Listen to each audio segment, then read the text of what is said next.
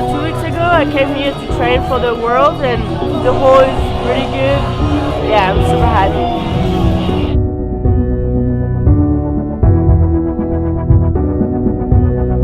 Today is unfortunately the final day, but the experience has been incredible. It's been really well organized, a lot of really nice people, and one of the greatest play features in the world.